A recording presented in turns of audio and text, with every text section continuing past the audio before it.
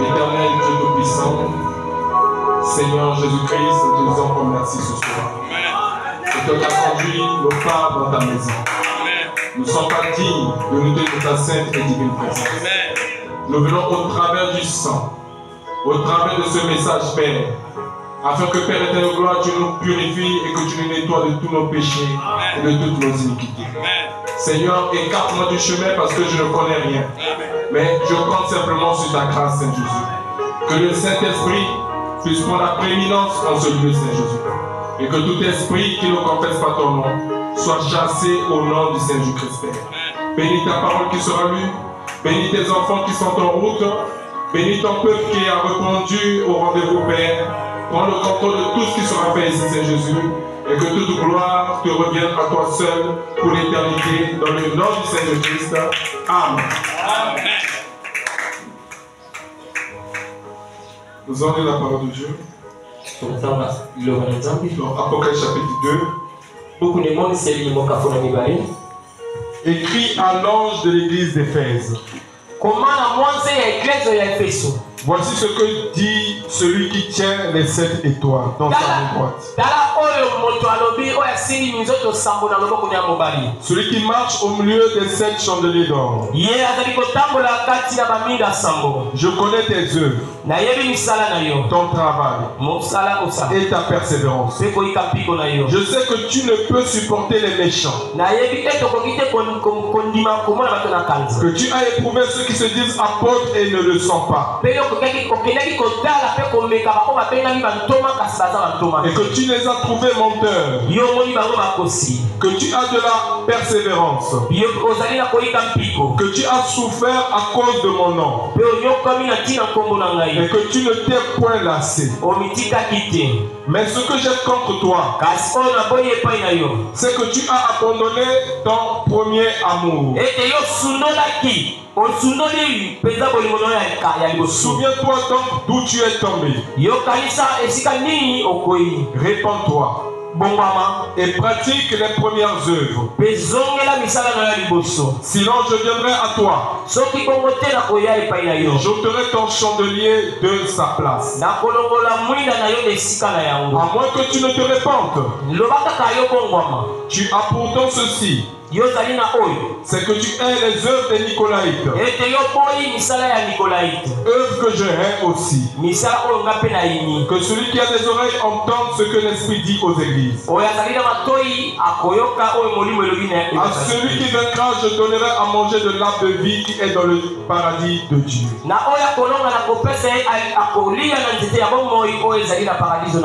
va lire dans Jérémie chapitre 8.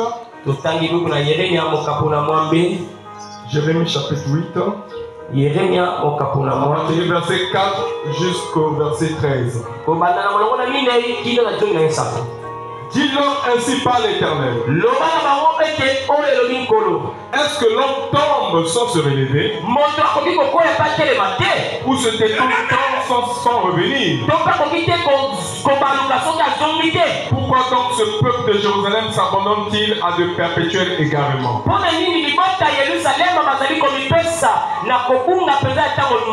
Il persiste dans la tromperie. Il refuse de se convertir.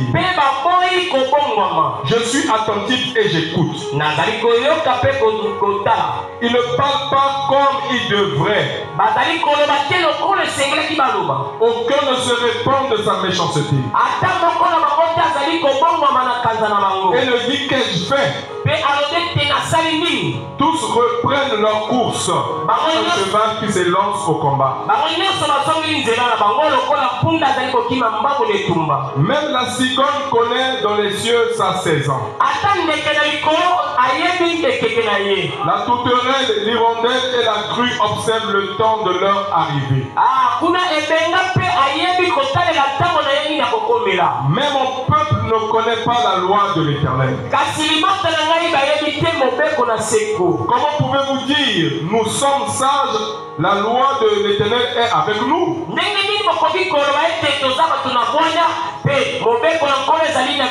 C'est bien en vain que s'est mise à l'œuvre la plume mensongère des scribes.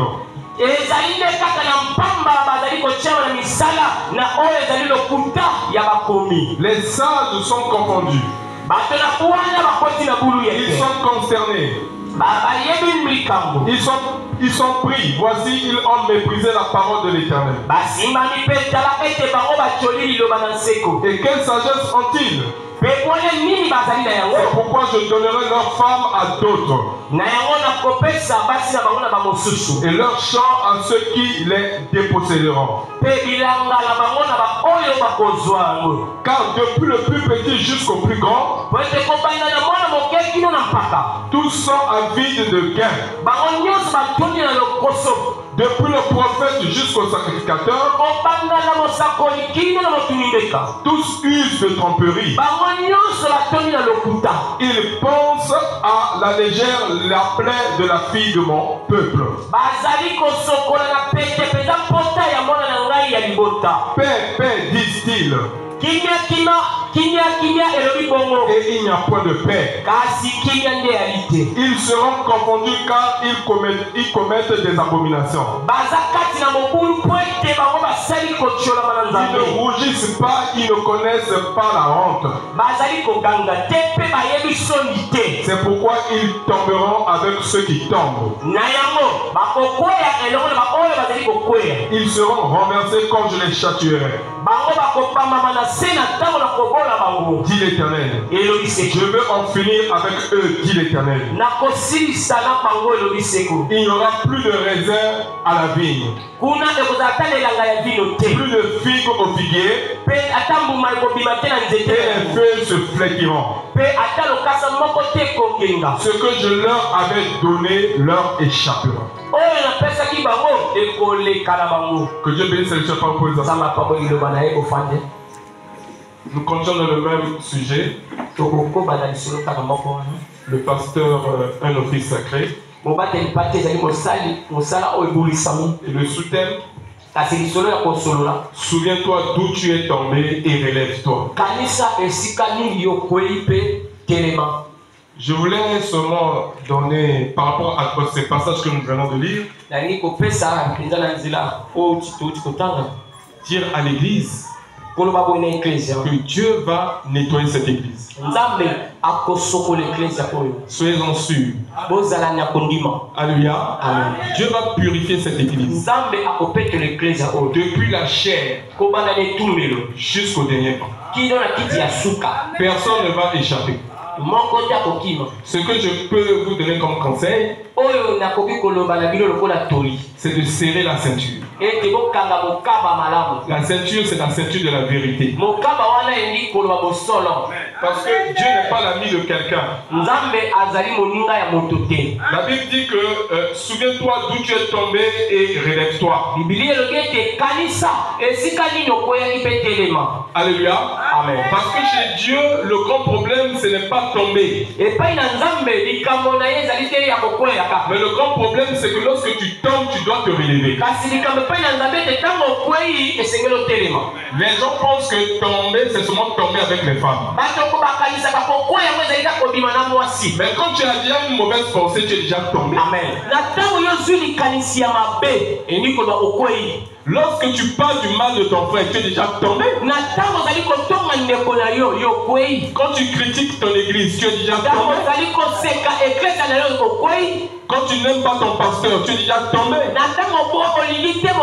Donc, il y a plusieurs formes de tomber.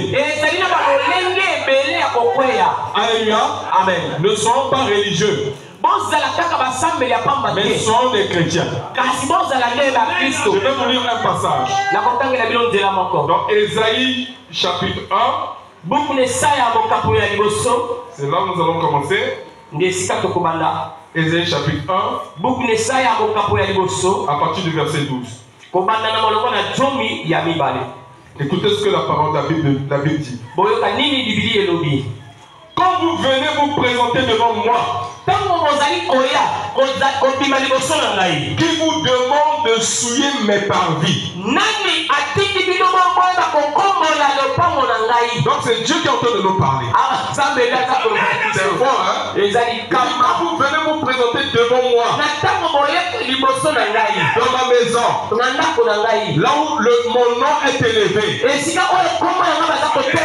car mon nom est grand parmi les nations. Mon nom est redouté parmi les nations. Alléluia. Amen. Oh, que c'est merveilleux. Alléluia. Amen. Quand vous venez vous présenter devant moi, qui vous demande de souiller mes parvis, cessez d'apporter de vaines offrandes. J'ai honoré l'encens, les nouvelles lunes, les sabbats et les assemblées. Je ne puis voir le crime s'associer aux solennalités. C'est-à-dire que les crimes s'associaient aux solennalités. Les solennalités, c'est-à-dire ce qui est solennel, ce qui est pur, ce qui est saint. Alléluia. Donc Dieu n'aime pas le mélange. Parce qu'il faut connaître le Dieu que tu adores. Sa nature, son être, comment il est, comment il agit. Alléluia. Alors ton Dieu n'aime pas le mélange. Alléluia. Non, tu es une sœur du message. Et tu es ici, tu es encore dans les Kizinga. Il y a quelque chose qui ne va pas. Tu es un frère du message, tu es ici. Et tu vas passer dans les Bunza. Sangisa.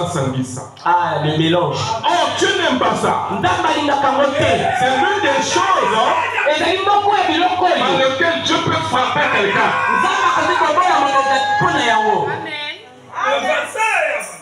Alléluia. Amen.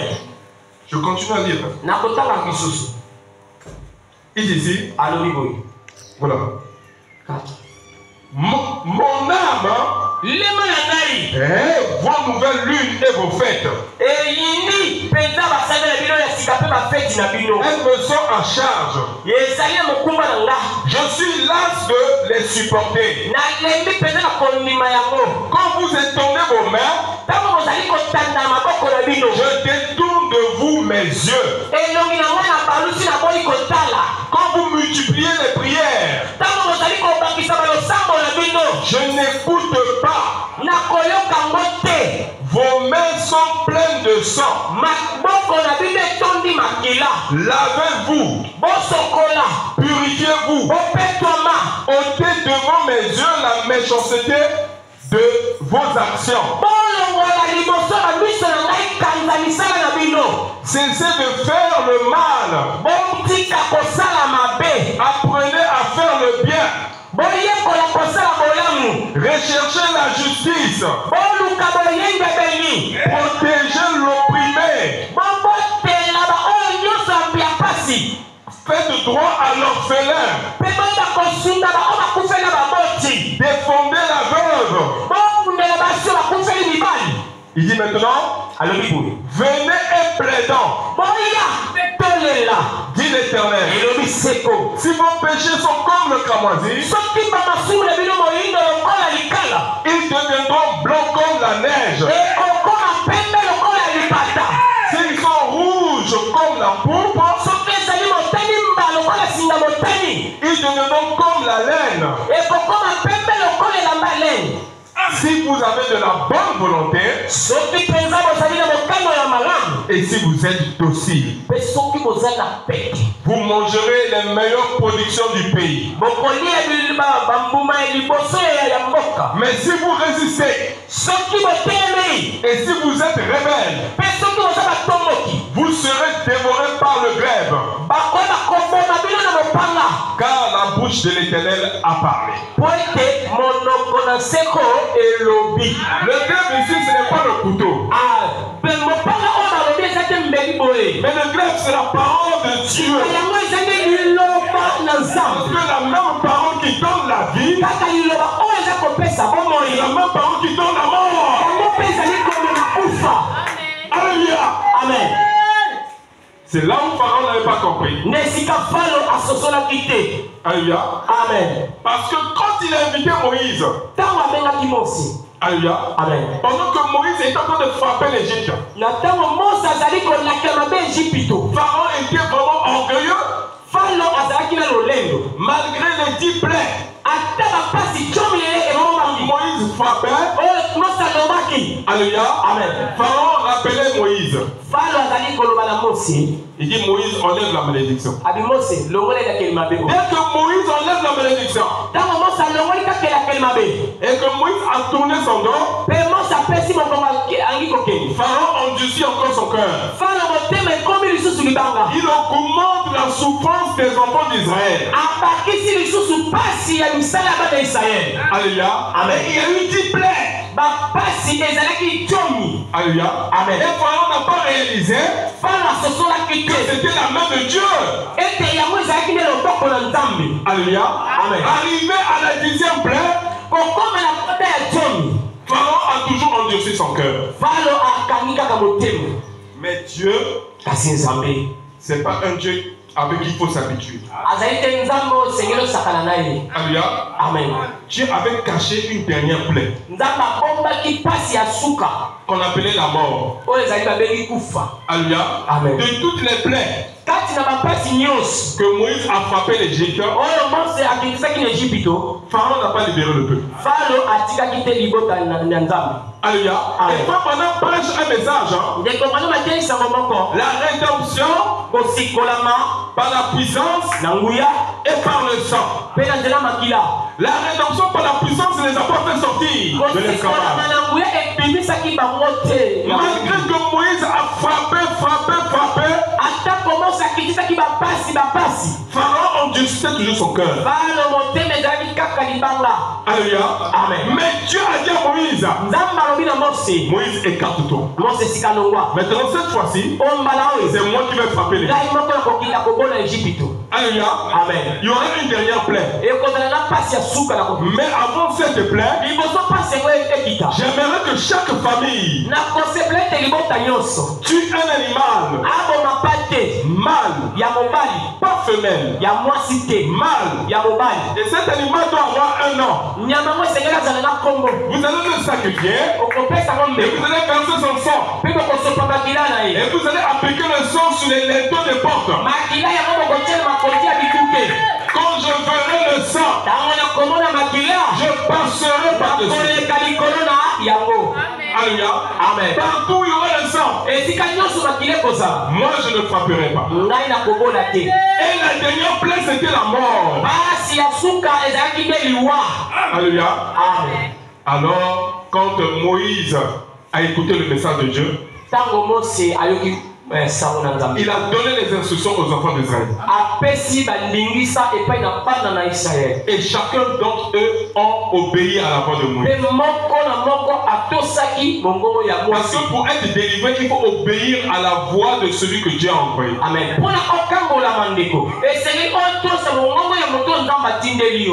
Alléluia. Amen. Vous avez vu ici ce qu'il a dit ici dans Ésaïe. Verset 19. Ésaïe chapitre 1 verset 19. Si vous avez de la bonne volonté et si vous êtes docile.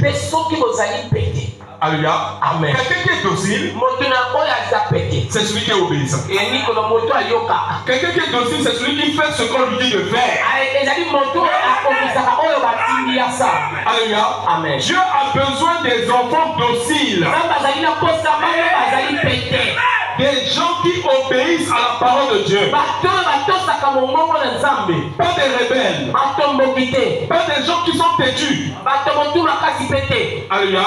Amen. Parce qu'il dit que si vous êtes, alléluia, on va dire ça. Nous allons dire ça. Verset 19. Si vous avez de la bonne volonté et si vous êtes docile, vous mangerez les meilleures productions du pays. Mais si vous résistez, et si vous êtes rebelle, vous serez dévorés par le glaive. Car la bouche de l'Éternel a parlé. Alléluia. Amen. Donc quand Dieu est descendu en Égypte, vous savez ce qui s'est passé? La mort a commencé à frapper. Partout où il n'y avait pas de sang, tout premier-né en Égypte, mâle, depuis les humains jusqu'aux animaux, il y avait des morts. Alléluia. Amen. Et cette plaie-là a attiré l'attention de Pharaon. Les autres plaies, oui, il y en avait, mais ça n'avait pas attiré l'attention de Pharaon. Vous savez pourquoi ça a attiré l'attention de Pharaon? Bon, prenons que l'Égypte, la ville de là où se passait la scène, c'est comme si c'est la ville de Pointe-Noire. Dans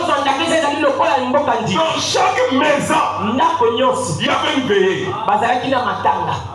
Comment vous pouvez imaginer ça? Chaque maison, Mandalala, il y avait des cris et des plans pour les gens.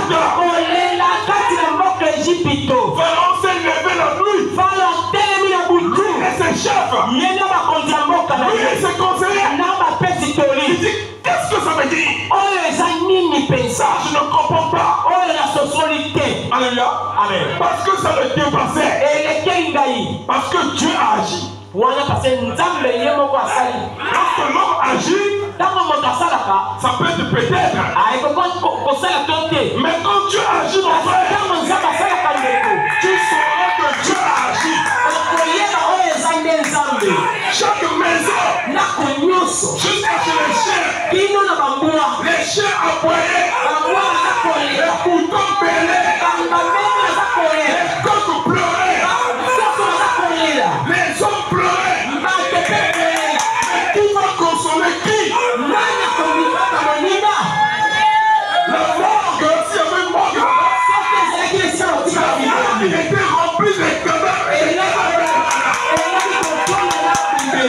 Parce que Dieu était fâché. Dieu était fâché. La colère de Dieu c'est compliqué mon frère. Dieu était fâché. Il a dit maintenant tu dois libérer mon peuple. Comme tu ne voulais pas libérer, quand j'ai envoyé Moïse, tu ne peux pas résister à ça. Oh mon frère, nous ne nous habituons pas au Seigneur. Alléluia. Il est bon pour nous, mais il ne faut pas qu'il devienne un danger pour nous. Mais écoutez ce que Ésaïe dit. Si vous avez de la bonne volonté, et si vous êtes docile, vous mangerez les meilleures productions du pays. Donc pour manger les bonnes productions du pays, il faut être docile. Le pays en question n'est pas un pays naturel. Mais le pays aujourd'hui, c'est le message du temps du soir. Le pays, c'est ton héritage que Dieu t'a donné. Parce que quand il mourait à la croix, il a donné sa vie en échange pour que toi tu aies la vie éternelle. Alléluia. Maintenant je vais vous dire quelque chose. Lorsque l'homme est tombé dans le jardin d'Éden, c'était grave. Vous savez, lorsque les hommes sont tombés, Dieu ne s'est même pas occupé de nous. Lorsque Lucifer est tombé, Dieu ne s'est même pas occupé de lui. Parce que Lucifer avait séduit les chrétiens des anges. Quand ils sont tombés, Dieu ne s'est pas soucié d'eux. Mais lorsque l'homme est tombé, que les nouvelles sont montées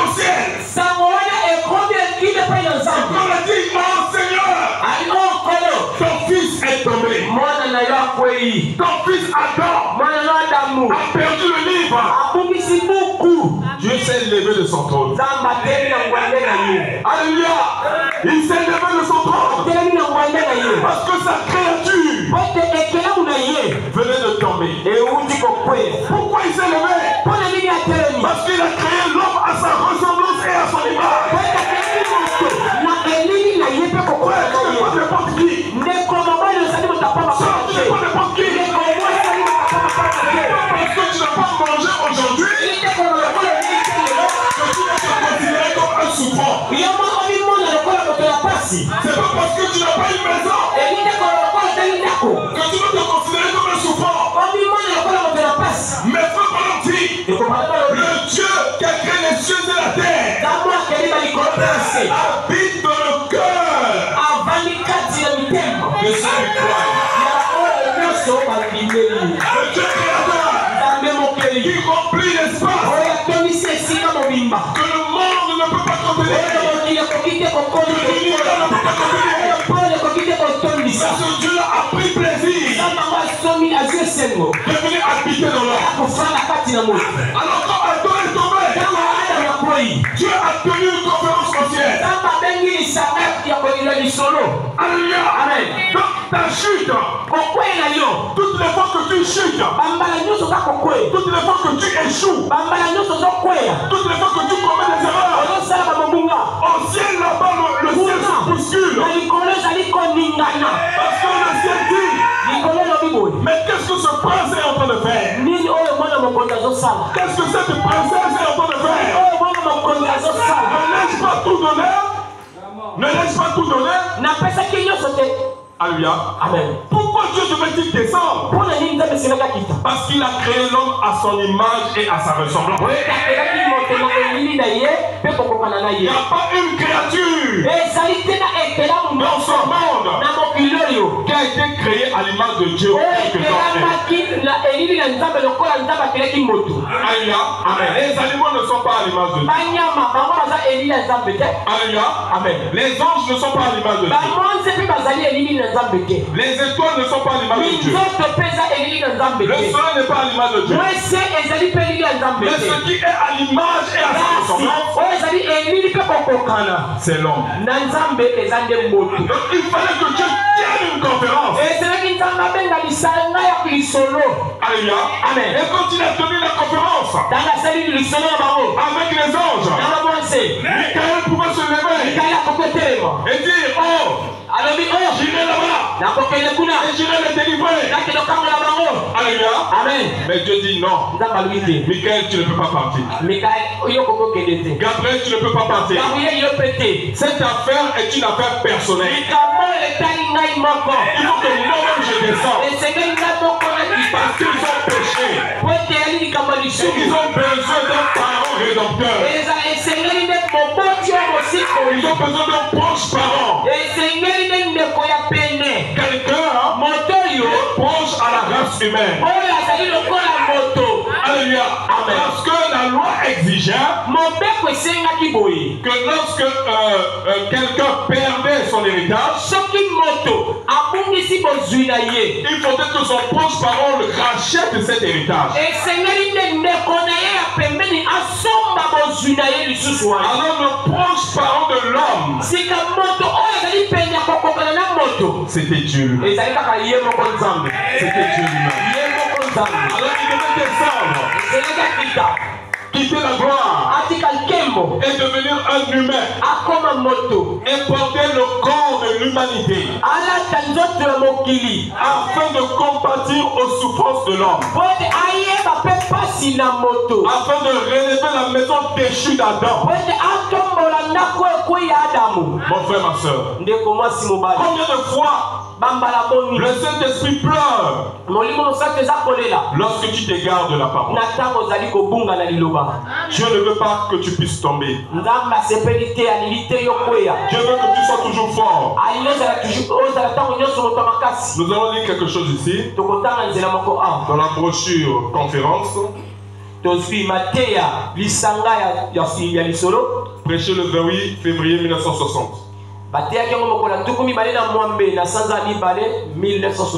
Page 7. Le Kassa ya Sambo. Paragraphe 16. Molongo Jominamo Toba. Et puis, Nassima. nous pouvons nous souvenir d'une autre conférence. Il y a eu la conférence de Genève. Nous nous souvenons tous de la conférence de Genève. Comment on avait choisi cette belle ville. J'y ai été plusieurs fois. C'est certainement une belle ville, Genève. Et la conférence de Genève, le compte rendu de cette conférence-là, et puis tout récemment, la conférence de Paris. Nous nous souvenons de la grande conférence de Paris. Un autre grand jalon de l'histoire. Et puis de nos jours, notre propre bien-aimé président Dwight Wiesen et Aizonoa visite le monde libre. Tenons conférence après conférence après conférence. Koutchev aussi est sorti tenant conférence après conférence. Pourquoi? C'est parce que semble-t-il, il y a un état d'urgence. Alléluia. Amen. Pourquoi on tient une conférence? C'est parce que le monde se retrouve dans un état d'urgence. Lorsque le monde est sorti de la Première Guerre mondiale, à la fin de la guerre, toutes les nations qui étaient en guerre se sont retrouvées à Genève. Et ils ont tenu une conférence. Pourquoi une conférence? Parce qu'ils aimeraient voter des lois pour que pareilles choses ne se reproduisent plus. Pour trouver une solution à la paix dans le monde. Alléluia. Donc une conférence est toujours convoquée lorsqu'il y a un temps d'urgence. Alléluia. Amen. Et après la conférence de Genève, il y a eu la Deuxième Guerre mondiale. Ça veut dire que la conférence de Genève avait failli. Sinon il n'y aurait pas une Deuxième Guerre mondiale. Parce que qu'est-ce qui a provoqué la Deuxième Guerre mondiale? C'est le mécontentement de l'Allemagne. Amen. Ils étaient mécontents de ce qui s'était passé là-bas à Genève. Amen. Parce qu'à Genève, les nations se sont partagées des colonies. Elle a dit la France va prendre le Congo-Brazzaville, le Gabon. Donc nous les Africains, les pays africains, nous étions la part de gâteau que les Européens se partageaient. Je ne sais pas si vous comprenez. Alors l'Allemagne n'avait rien reçu. Alléluia. Alors l'Allemagne, pour se venger, alléluia, va se lever un Autrichien. On appelait Adolf Hitler. Alléluia. Et cet Autrichien-là, qui était moitié Autrichien, moitié Allemand, il va se lever pour se dire qu'il doit laver la honte de l'Allemagne. Alléluia. Amen. Et alors il va militariser l'Allemagne. Il va s'asseoir sur les armes. Et il va se mettre à persécuter le peuple de Dieu. Mais tout ça c'était le plan de Dieu. Parce que Dieu dit, je les disperserai. Mais dans les 2 jours, je les ramènerai dans leur patrie. bango. Et donc on a dit que les 2 jours représentaient les 2000 ans.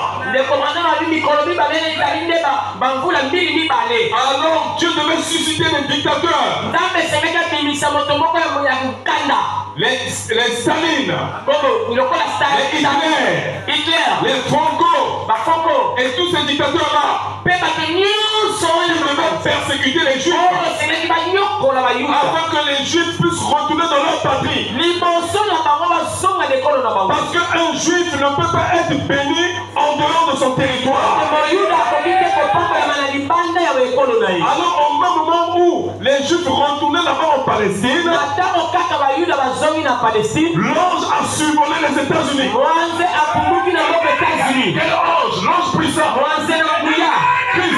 Christ, il a survolé les États-Unis. Il a rencontré le prophète William Marion Branham. Message afin que l'épouse puisse entrer dans son héritage. L'épouse en hérité doit retourner dans sa patrie. Et sa patrie, c'est le message. Alléluia. Donc au même moment où Israël retourne dans sa patrie, Dieu dit à Branham, c'est le moment maintenant. Afin que l'épouse soit rassemblée. Oh mon frère, après cette conférence de la Deuxième Guerre mondiale, ils ont créé une organisation qu'on appelle l'Organisation des Nations Unies.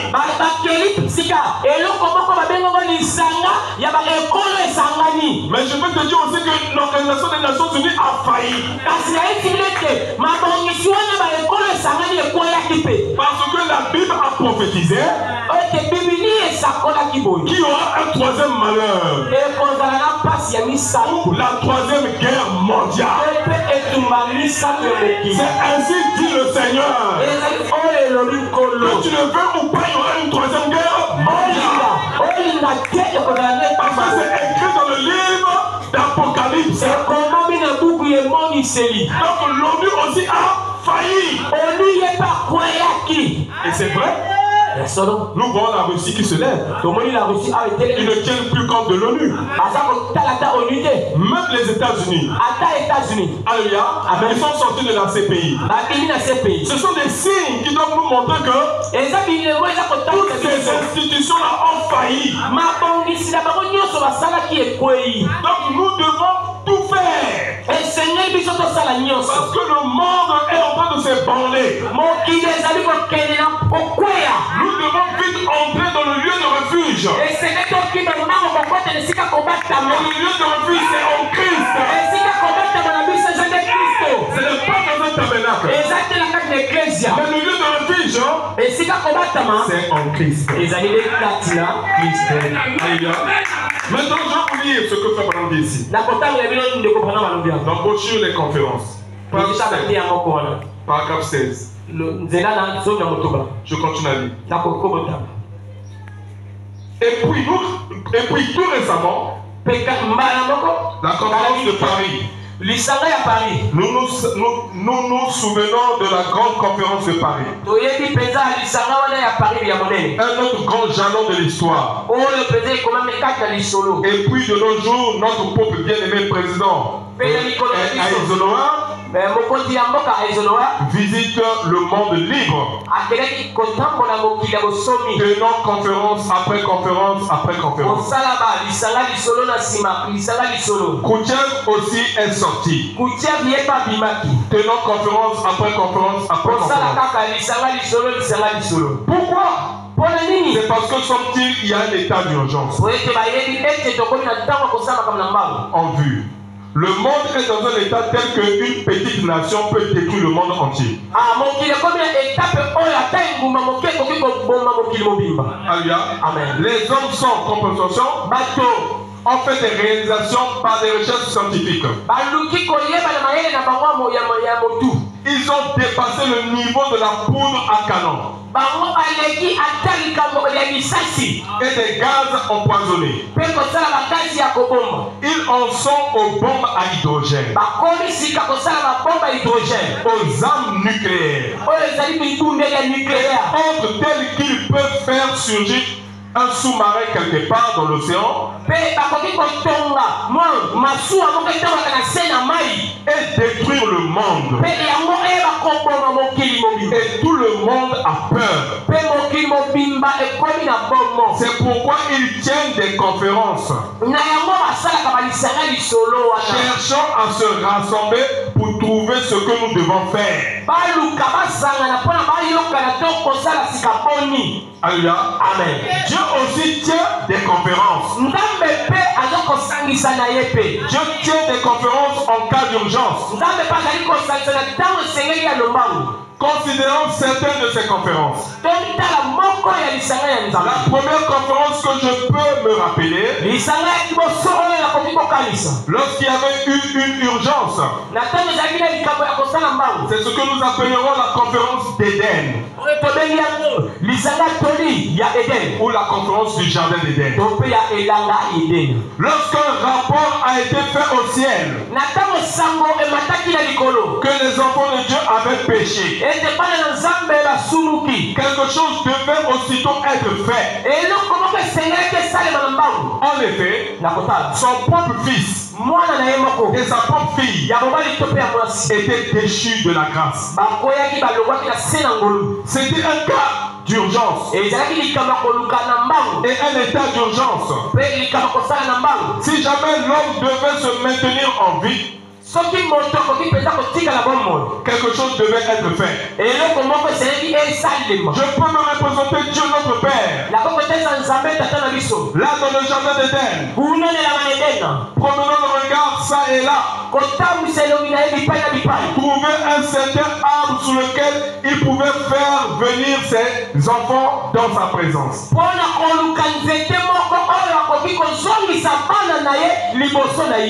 a choisi un endroit et a convoqué cette conférence.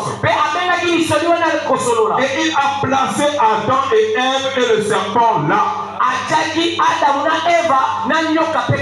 Et la conférence est tenue là. Ils avaient transgressé les lois, ces lois, et ces lois étaient justes et une peine devait être subie.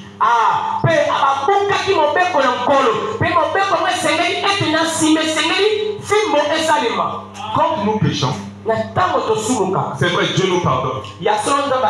Mais nous sanctionnons toujours. La sanction va te suivre. Dieu t'a pardonné. Pourquoi? Tu n'iras pas en enfer. Mais la sanction va te suivre. Alléluia. Amen. Voilà pourquoi nous devons veiller sur nos voies.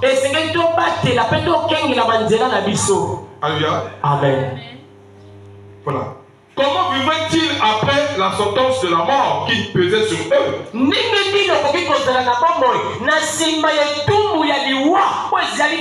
Alors une conférence fut tenue là-bas et l'expiation fut faite pour ce péché-là.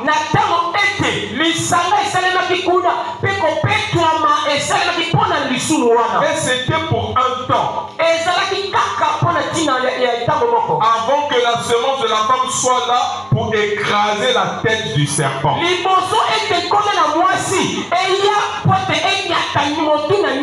En réalité, il n'y a que Jésus qui peut annuler le péché. Alléluia. Voilà pourquoi il est écrit: si le Fils de l'homme vous a franchi, c'est à ce moment que vous êtes réellement libre. Tu ne peux pas être libre jusqu'à ce que le Fils de l'homme t'affranchisse. Alléluia. Amen. Même si le pasteur prie pour toi, il chasse le démon, cette liberté est partielle. Alléluia. Amen. Pourquoi? La vraie liberté vient à quel moment? Lorsque toi-même tu auras la révélation de la parole et la révélation de qui tu es. Mais oui. Alléluia. Il faut que tu aies la révélation de la parole. Parce que toi, madame dit, je vous prêche le message du temps du soir qui est le Fils de l'homme. Il dit, vous ne nourrissez pas de moi, mais vous vous nourrissez de la chair du Fils de l'homme. Donc le message, c'est le Fils de l'homme. Et quand tu crois le message en totalité, parfaitement, sans ajouter, sans retrancher, c'est en ce moment que tu seras libre. Alors tu dois prendre conscience de ce que le message est venu faire pour toi.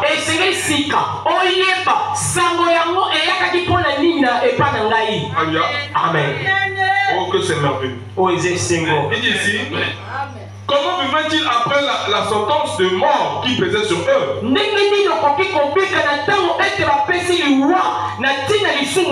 Alors une conférence fut tenue là-bas. Et l'expiation fut faite pour ce péché-là. Et c'était pour un temps. Avant que la semence de la femme soit là pour écraser la tête du serpent.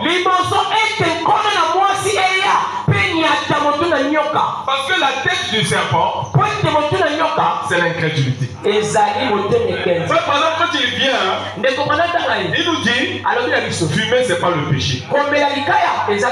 Commettre l'adultère n'est pas le péché. Convoiter n'est pas le péché. Critiquer n'est pas le péché. Il dit que ça, ce sont les attributs du péché. Tu fais tout cela parce que tu ne crois pas, tu es incrédule. Alors il fallait que le Fils de l'homme vienne. Qu'il prenne ta place. Qu'il prenne ma place. Et que nous puissions l'accepter. Parce qu'il dit, je suis à la porte, je frappe. Mais il est la porte de quoi? La porte de ton cœur. En train de frapper. Mais c'est à toi d'ouvrir. Voilà pourquoi il écrit dans Ésaïe, si vous êtes docile, c'est que vous avez de la bonne volonté. Donc cela a besoin aussi de la bonne volonté. La bonne volonté, c'est toi qui dois ouvrir ton cœur. Lorsque vous écoutez la parole de Dieu, endurcissez pas votre cœur. Parce que si tu endurcis ton cœur, Christ ne rentrera pas. Et il ne soupera pas avec toi. Mais si ton cœur est tendre, si ton cœur est docile, si tu as de la bonne volonté, le Seigneur entrera. Et ce sera un bon moment à toi.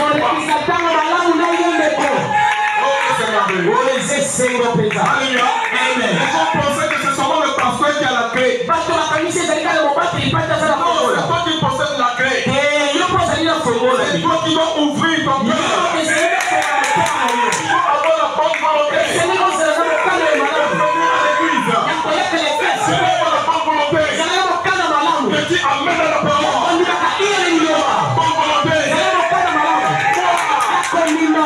Que le Christ, Fils de l'homme, puisse se faire chair en toi. Voilà pourquoi les gens viennent à l'église.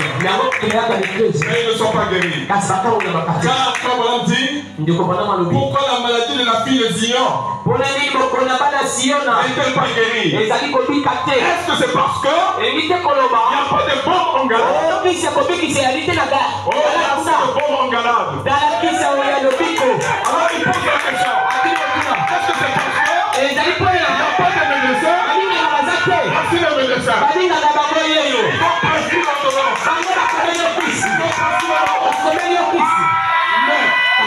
Si tu ne prends pas bien ton ordonnance, On a dit, vous traitez le palu, un comprimé, le matin, 8 heures après, et demain, tu prends encore un comprimé, 8 heures après, et le surlendemain, tu prends un comprimé, et 8 heures après, toi tu viens, tu as pris la boîte de cofonterie, tu as pris seulement un comprimé. Le reste tu as jeté sous le lit. Maintenant, si tu n'es pas guéri, est-ce que c'est la faute du médecin qui a prescrit l'ordonnance? C'est ta propre faute. Tu as pris le médicament sans tenir compte de la prescription. La prescription, c'est la chicane. La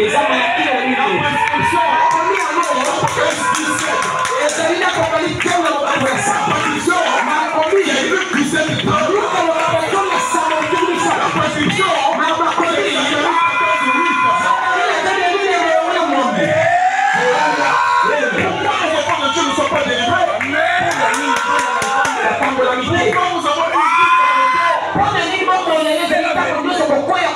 alléluia.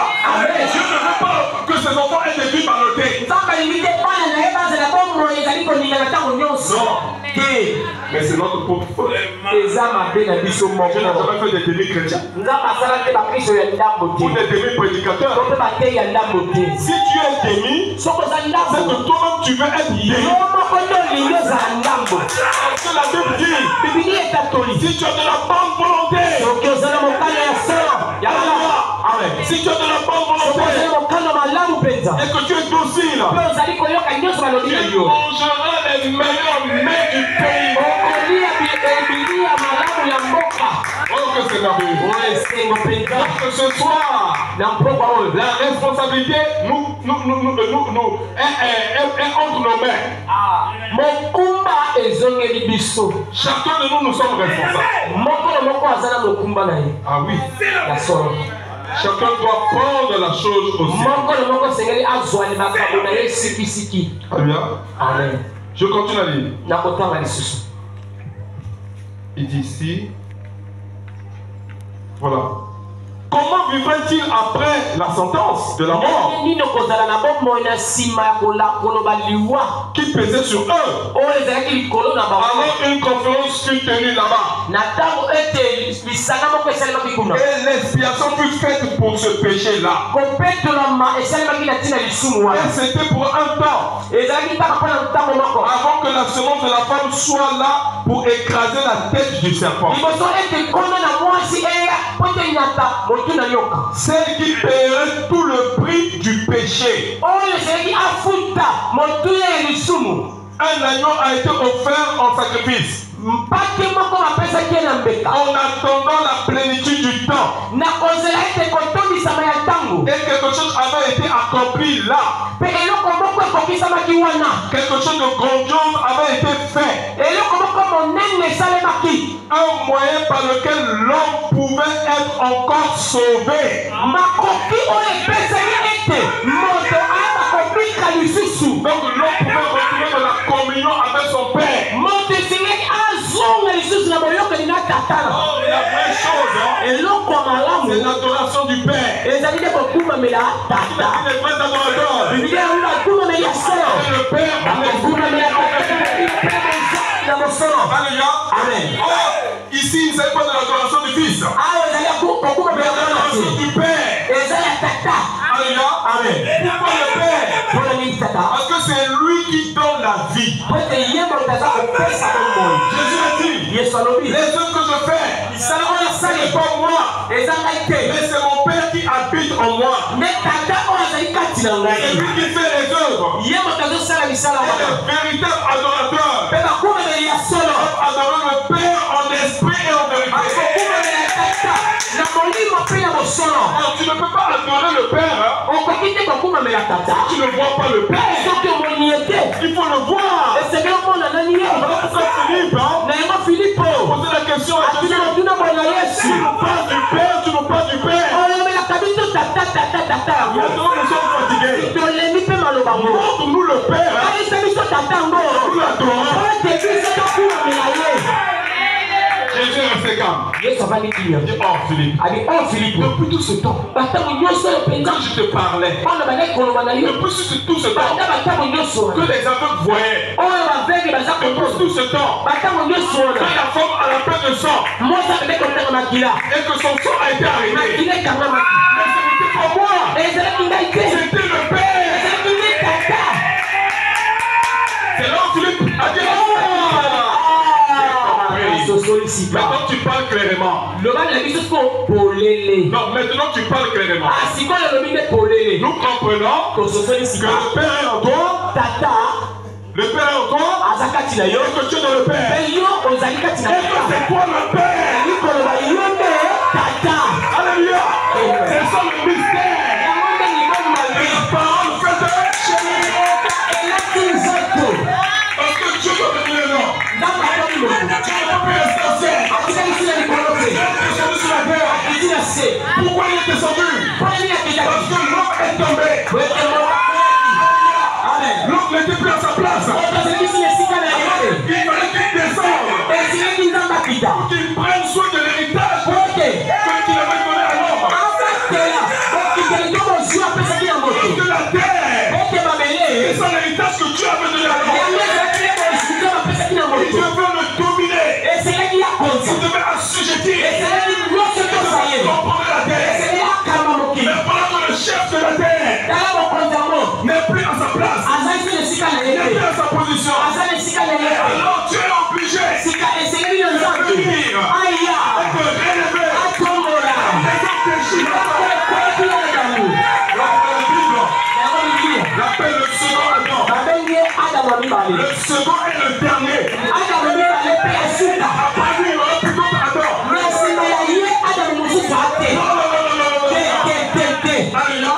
Mais nous tous, dans la totalité, nous formons les Adams restaurés.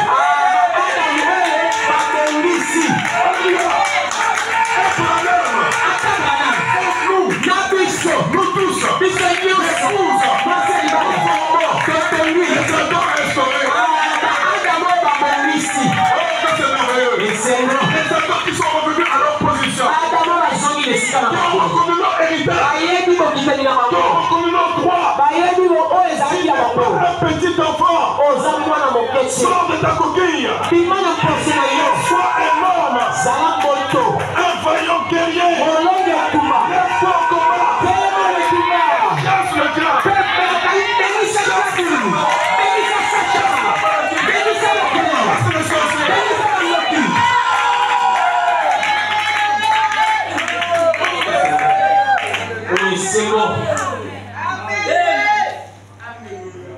Oh, que c'est merveilleux. Écoutez ce que comme nous. Au paragraphe 19, toujours la même page, paragraphe 19. Je suis si content qu'il ait tenu une conférence. Il y avait pas tenu de conférence où nous serions nous retrouver ce soir. Quelque chose a été fait là. Des accords ont été conclus. Des dispositions ont été prises. Et ils sont allés de l'avant. C'est-à-dire, Adam n'est pas resté dans le péché. Il n'est pas resté tombé. Il est allé de l'avant. Et Dieu nous demande ce soir, lève-toi et marche. Lève-toi et marche. Va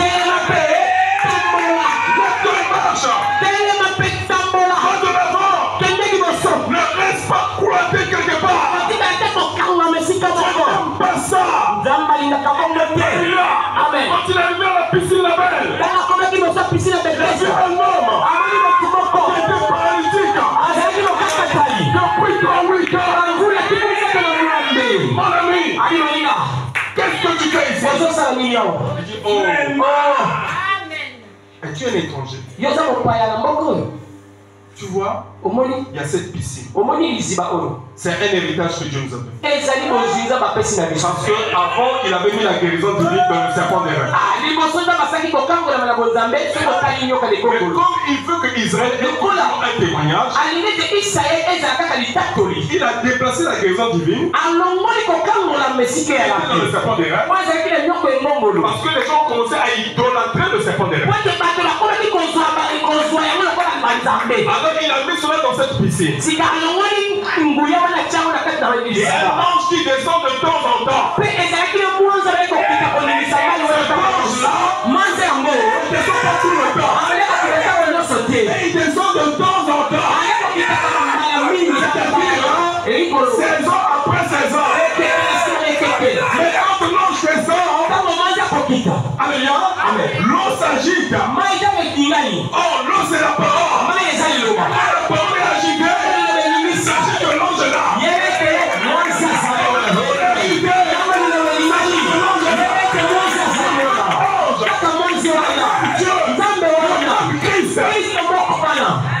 Mais quand je vais entrer dans la piscine, pendant que l'eau est agitée, quelqu'un d'autre est plus rapide que moi. Et il entre avant moi.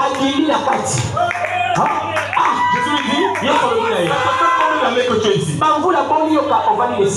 me fait 38 ans. Et j'ai essayé pendant 38 ans. Tu as essayé pendant combien d'années, mon frère, ma soeur? Et tu es déjà fatigué. Tu as essayé pendant combien d'années? Et tu es déjà fatigué. Tu attends le mariage. Le mariage ne vient pas. Et tu es déjà fatigué. Tu attends le travail. Le travail ne vient pas. Tu es déjà fatigué. La maison ne vient pas. Mais c'est paralytique. Et c'est pendant 38 ans. Ce n'est pas pour rien. Ce n'est pas pour rien. J'en veux les autres malades.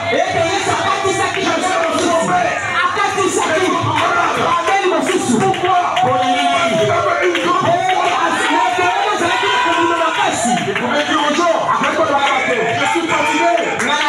Ramenez-moi à la maison. Et cette religion-là, alors Jésus lui dit,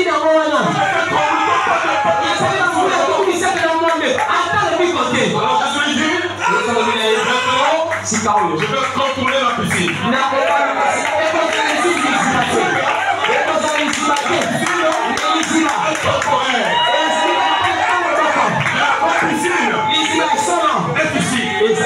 Le fils de l'homme.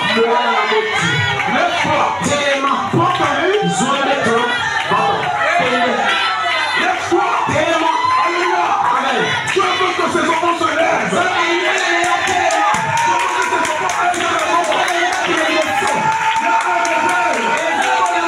Tu vas commencer.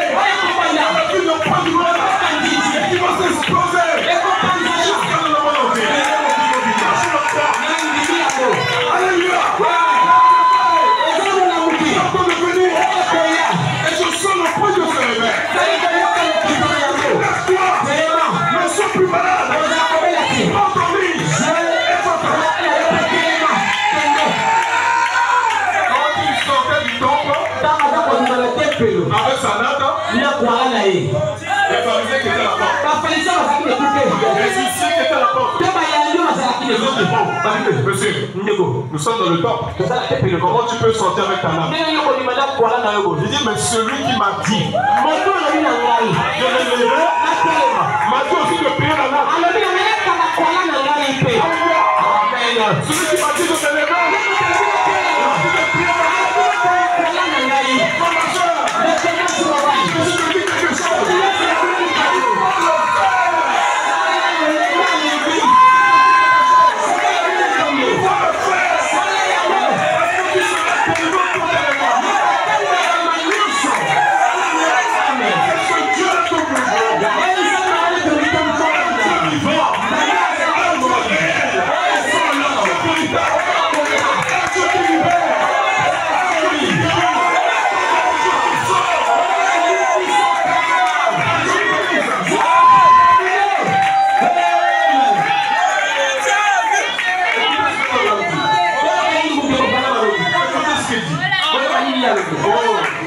Je me mets à la place de ta maman.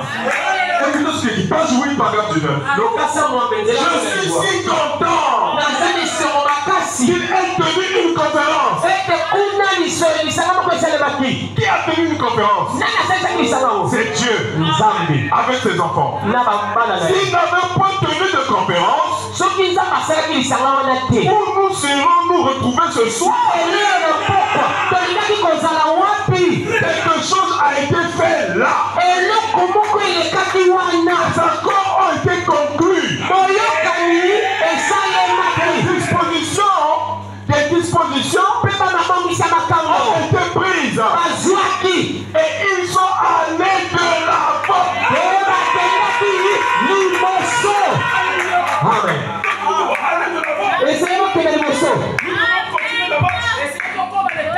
Alléluia. Nous ne pouvons pas nous attarder sur nos faiblesses. Nous ne pouvons pas nous attarder sur le péché. Nous ne pouvons pas nous attarder sur les critiques, sur les murmures, sur la haine, sur les corps.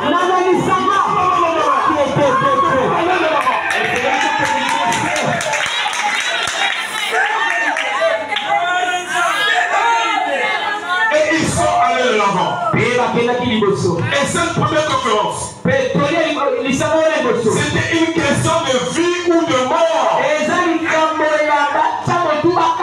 pour la race humaine. Alléluia. Amen. Oh, que c'est merveilleux.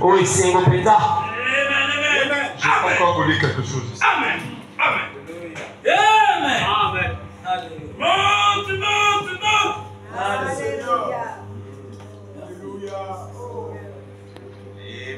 Dans la brochure, toujours les conférences, page 21, paragraphe 50. La conférence il faut ce soir en Amérique. Ici, je dis au Congo. Tout comme ici à Phoenix. Et partout à travers le monde. C'est celle sur une réunion de prière à l'ancienne mode. Sur la possibilité pour nous de revenir là où l'amour fraternel existe. Là où l'Esprit de Dieu peut entrer dans nos cœurs et remplir tellement de pitié pour des choses qui se passent ici dans le monde.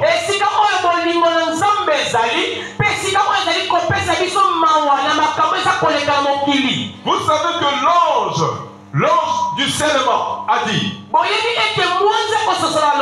faites une marque sur le front des hommes qui soupirent et gémissent à cause des abominations qui se commettent dans la ville.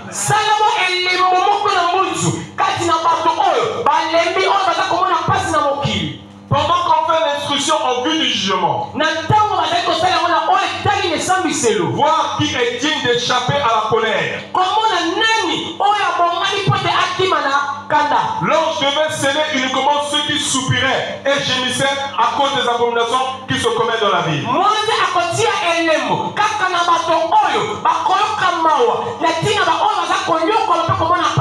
Si tu as le dégoût de ce monde, si tu as le dégoût des choses de ce monde, c'est en ce moment que l'ange de scellement,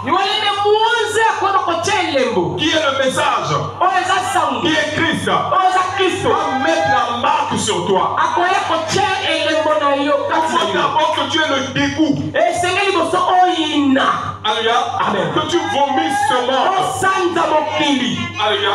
Mais si tu aimes encore ce monde, si tu es encore dans les critiques, dans la haine, dans les murmures, l'ange ne peut pas te séduire. Au paragraphe 51. Fais la marque sur Phoenix ce soir. C'est ici que se tient la conférence. Et nous sommes venus ici dans ce but-là. Tenir une conférence ici dans cette église. Nous sommes venus plaider avec vous. Dieu a dit, venez et plaidons. Peu importe ce que vous avez fait, oublions ça. Et commençons maintenant même. Le jugement arrive. Tous y passeront. Ceux qui ont rejeté ou ceux qui ont refusé. Peu importe ce que vous avez fait, vous irez à cette conférence-là et vous serez accompagnés devant Christ pour rendre compte de votre vie. Comment vous l'avez vécu? Il peut y avoir qui disent, eh bien, écoutez ça, frère Branham. Je suis un vieil homme. Une vieille femme. Je ne vaux rien. Je suis né dans un foyer qui ne croyait pas en Dieu. Peu importe combien insignifiant ça peut être, combien petit vous pouvez être, combien vieux vous pouvez être, combien pécheur vous pouvez être, combien de fois vous avez essayé de recevoir le Saint-Esprit, combien de fois vous avez essayé de vous repentir, combien de fois vous avez essayé de faire ce qui est bien et vous avez échoué. Il y a toujours de l'espoir pour vous. Donc que Dieu frappe à votre cœur. Peu importe à combien d'églises vous avez adhéré, combien de fautes vous avez commises, combien de fanatisme, combien de ceci ou de cela que vous avez fait, il y a toujours de l'espoir. Donc que Dieu frappe à la porte. La conférence. Donc ce soir, nous sommes en train de tenir une conférence. Parce qu'il est écrit dans la parole, au temps du soir, la lumière paraîtra. Et cette lumière, c'est pas la lumière de l'ampoule. Cette lumière, c'est la parole de Dieu. Alléluia. Amen. À tous ceux qui l'ont reçu, à tous ceux qui ont cru en son nom, il a donné le pouvoir de devenir enfant de Dieu. Et il était la vraie lumière. Venant dans le monde, éclaire tout temps. Ce soir, pendant que nous prêchons l'évangile, vous êtes en train d'écouter. Il y a encore de l'espoir pour vous. Parce que c'est Dieu qui frappe à la porte de votre cœur. Il y a encore de l'espoir pour vous. Il y a encore de l'espoir pour toi, ma soeur. Parce que tu es en pleine conférence. Et cette conférence dit quoi? Venez et plaidons. Si vos péchés sont rouges comme le cramoisi, si vos péchés sont noirs, plus noirs que le noir, alléluia, amen. Moi l'Éternel, je ne rendrai plus blanc que la neige. Alléluia, amen. Dieu veut te sauver. Dieu veut nous sauver. Dieu veut nous libérer. Dieu veut nous purifier. Mais nous devons être dociles et avoir de la bonne volonté. Parce qu'il ne nous forcera pas, mais il va solliciter. Il frappera à la porte de ton cœur. Mais c'est à toi d'ouvrir. C'est à toi d'avoir la bonne volonté et d'ouvrir ton cœur. Et quand tu ouvres ton cœur, il entrera et soupera avec toi. Moi je crois qu'un enfant de Dieu n'a pas un cœur dur.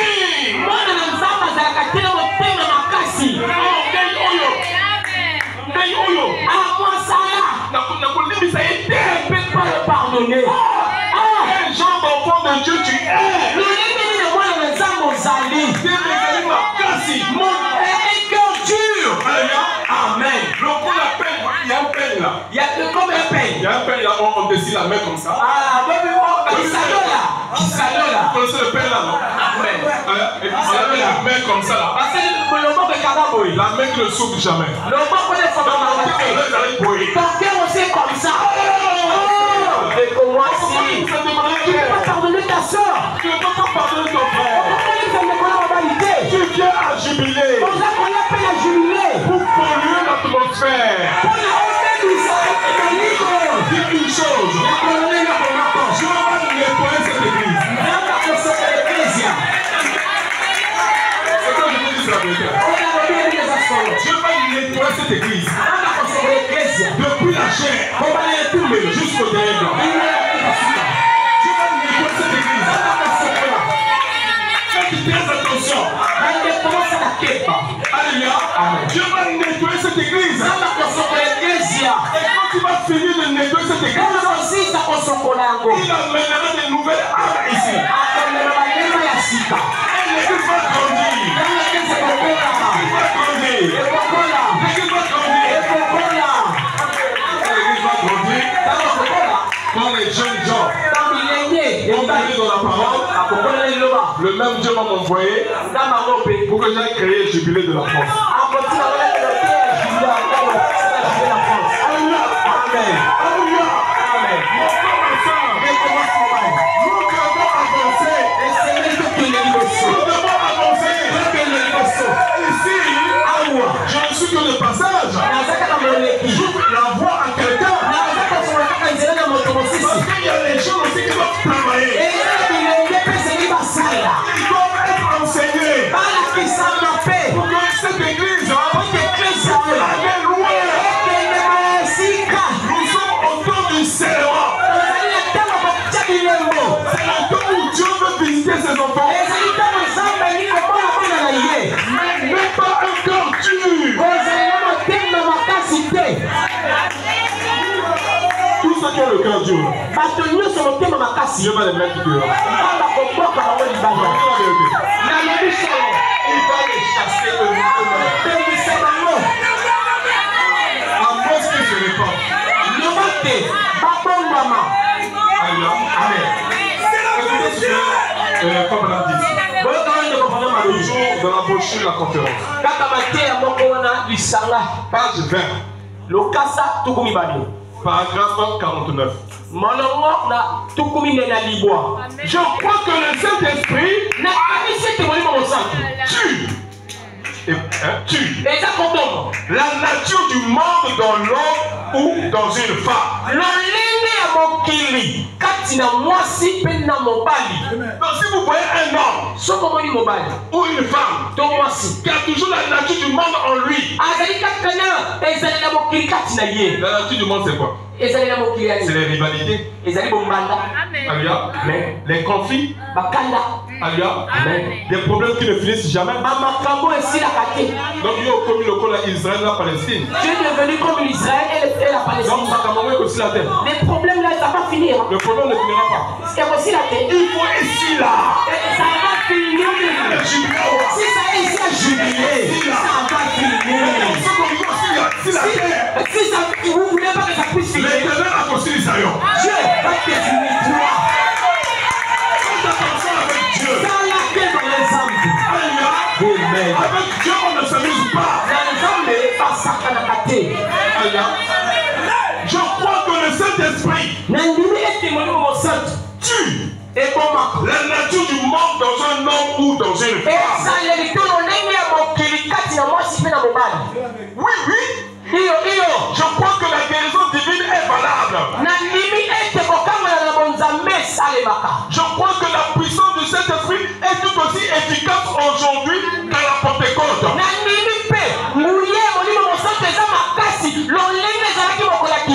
Lorsqu'elle a été dénoncée. Alléluia. Mais pourquoi nous ne voyons plus la présence preuve de cette esprit.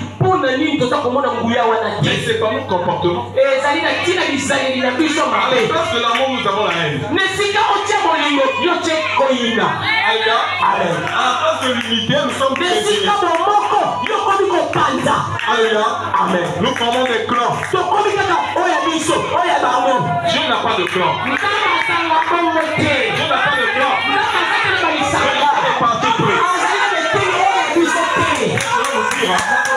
Dieu n'a pas de couleur.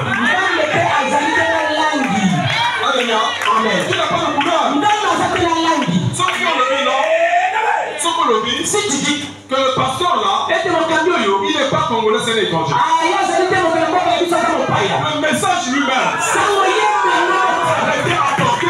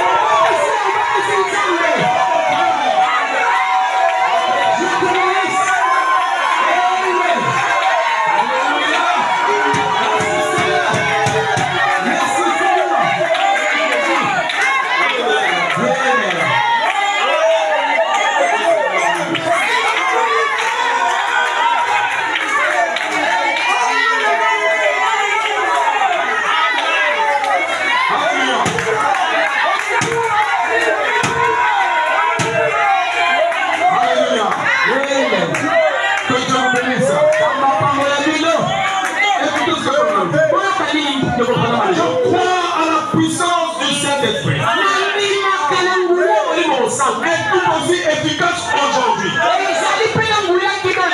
Qu'elle apporte écoute.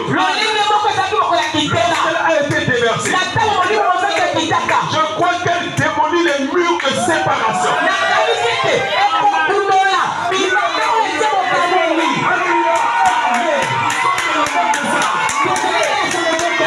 pourquoi c'est différent? Nous sommes tous dans le même message. Que ce soit sur le Mbaka, que ce soit sur le Kwiku, que ce soit sur le Fontaine, que ce soit ceux qui sont à côté, sont tous dans le même message. Pourquoi c'est différent? C'est le manque de cette esprit. C'est le manque de cette esprit.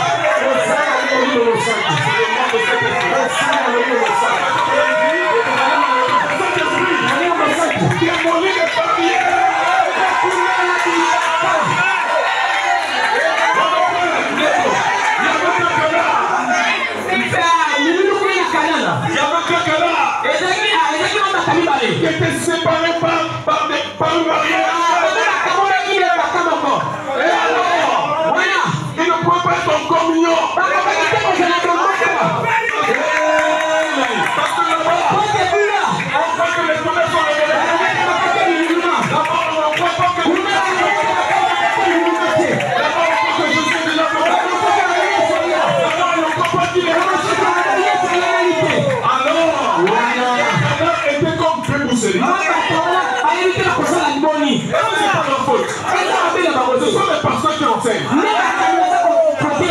C'est la faute au berger.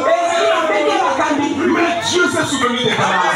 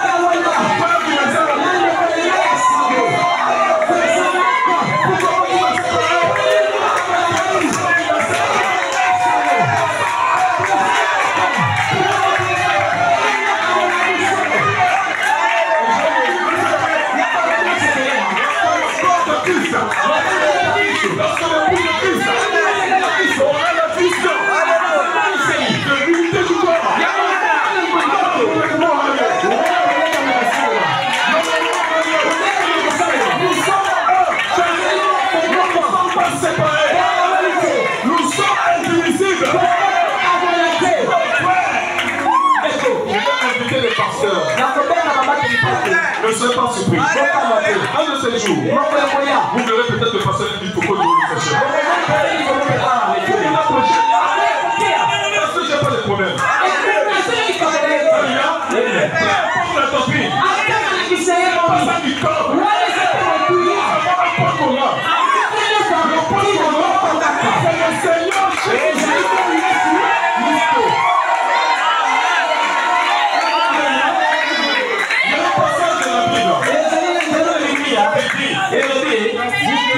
Si méchant. Alors, comment pouvez-vous donner des bonnes choses à vos enfants?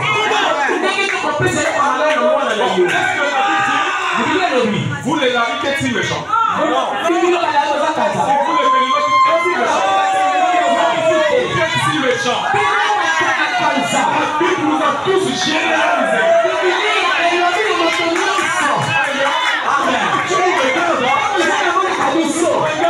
Étant un seul Dieu. Il n'y avait pas de différence. Ça soit le nord ou le sud.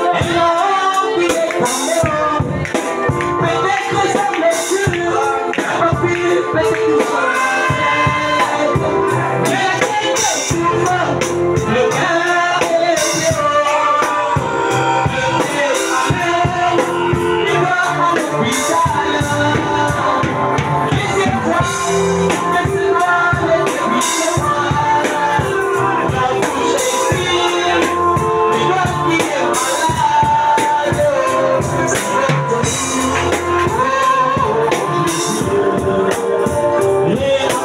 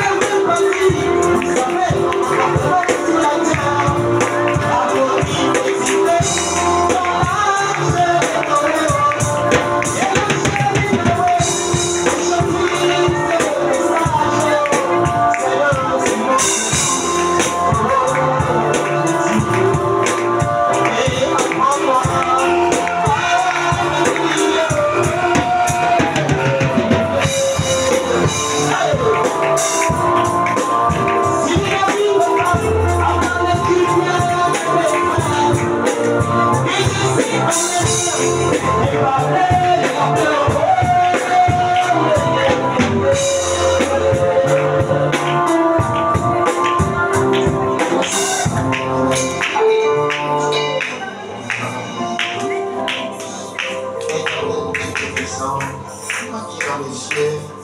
Seigneur, nous croyons que Seigneur, c'est toi qui veux nous parler, Seigneur, au moyen de ton serviteur, ô Jésus. Parce que tu as dit dans ta parole, Seigneur, ô Dieu Tout-Puissant, que c'est toi, en Père éternel, qui est le bon berger, Seigneur. Et c'est toi, en Père éternel, qui est capable de pouvoir nous délivrer, Seigneur. Quand nous agissons en Père de manière au contraire à ta parole, croyons que nous sommes dans la parfaite volonté, Seigneur, ô Dieu Tout-Puissant. Mais quand la parole se présente devant nous, Seigneur, oh, quand nous mirons, oh Père, devant ta parole, Seigneur, oh Père, nous reconnaissons que nous sommes, oh Dieu, oh Père éternel, oh Dieu Tout-Puissant, et coupables, Seigneur. Oh Jésus, tu viens de nous parler, Seigneur. Nous croyons que ta présence est en ce lieu, Seigneur. Et nous savons que ta présence, Seigneur, a une gloire qui transfigure, Seigneur. Seigneur, alors que ton serviteur, oh Dieu, vient de déverser, Seigneur, oh Dieu Tout-Puissant, oh Père, la nourriture spirituelle, au temps convenable, Seigneur. Et nous croyons que cette nourriture, Seigneur, ne sort pas en vain. Quand c'est la chose, Seigneur, c'est la délivre, Seigneur, les pécheurs. Seigneur, oh Dieu, détache ceux qui sont en peine de l'entraver. Seigneur, libère, Seigneur, ceux qui sont envoûtés. Seigneur, délivre, Seigneur, tous ceux qui sont dans les liens intimes, les esprits d'entêtement, les esprits, Seigneur, oh Dieu, des blancs, les puissances devant les ténèbres, oh Dieu, qui nous poussent à agir contraire à ta parole. Oh Seigneur, viens nous détacher de ces systèmes, Seigneur. Fais de maintenant, Seigneur. Alors tu as dit dans ta parole, venez à moi, tout ce qui est fatigué, chargé.